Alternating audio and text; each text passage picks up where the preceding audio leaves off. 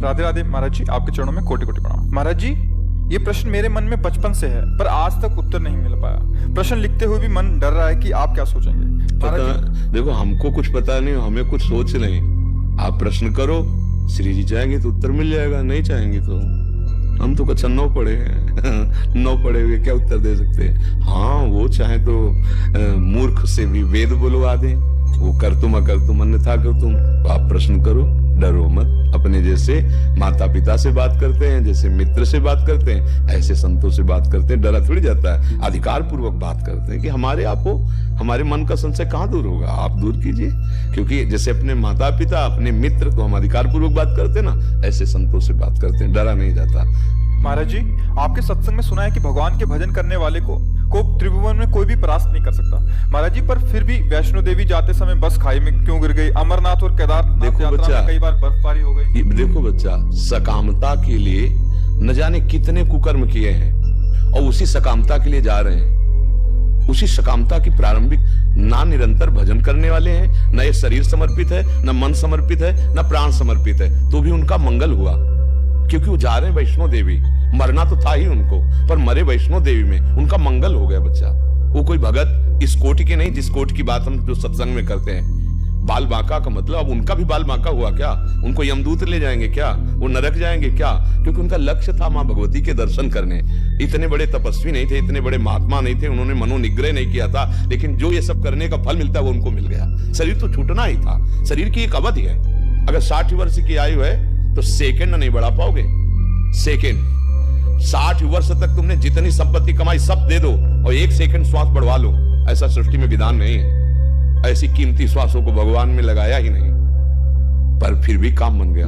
बद्री नारायण गए, बस कंट्रोल बाहर हुई, सब के सब मर गए। कहां पहुंचे? भगवान। इसको निगेटिव के लेते हो, नकारात्मक सोच में के लेते हो। आप वृंदावन आए, आप रिक्शा में बैठे, रिक्शा पलट गया, हाथ टूट गया। अब आपको लगेगा कि मैं वृंदावन आया, भगवत मार्ग में कदम रखा, यार हमने यहाँ क्या पाप किया जो भैया हमारा हाथ टूट गया? हाँ, तुम्हारी गर्दन टूटनी थी, तुम्हारी नस नस टूटनी थी। अब एक हाथ टूट करके सब पूरा निपट गया। एक जो है, कई बार सुना चुके हैं सत्संग, जो अच्छे से सुनोगे तो उत्तर सब उसी में मिल जाएंगे। बाल्यावस्था से भजन में लगे हुए थे, तो यौवन अवस्था थी, बैरागी बनकर गंगा स्नान करने जा रहे थे कि 90 लोग उधर से, कोई भाला, कोई लाठी, कोई तलवार, उस समय ये चलती थी, वो घेर लिए उनको मारने के लिए। उनका भैया काट तो डालोगे, 90 लोग हो, हम अपने ठाकुर को स्नान करके चरणामृत पी ले, फिर मार डालना। स्नान किया, वो लोग रुके रहे, ठाकुर जी को स्नान किया, चरणामृत किया, भाव में हुए कि प्रभु हमसे इस जन्म में कोई गलती तो हुई नहीं, फिर मतलब इतना बड़ा दंड, 90 लोग हमें एक साथ मारेंगे। तो भगवान उनके भाव में प्रकट हुए, बोले देखो अब तुम हमारे पास आ रहे हो, तुमने 90 ऐसे बड़े भयंकर हिंसात्मक जन्म होते और एक एक करके तुम्हें 90 मारते। मेरे इसी जन्म के 10-20 वर्ष के भजन का प्रताप ही है कि 90 एक साथ मारेंगे, अब मारेंगे, बचोगे नहीं। अब पर तुम हमारे पास आ रहे हो और तुम्हें और कुछ नहीं हो। अनंत जन्मों का रजिस्टर नष्ट हो गया और सीधे भगवत प्राप्ति हुई। पर देखने में लगा कि 90 लोगों ने मिलकर भक्त की हिंसा कर दी। देखने में जो दृश्य, परिणाम कहा जाता, बाल बांका नहीं कर सकता परिणाम को। ऐसा संशय नहीं करना। देखो, जब हम भगवत पार्षद बनते हैं तो सामर्थ्य भी होती है, ध्यान देना।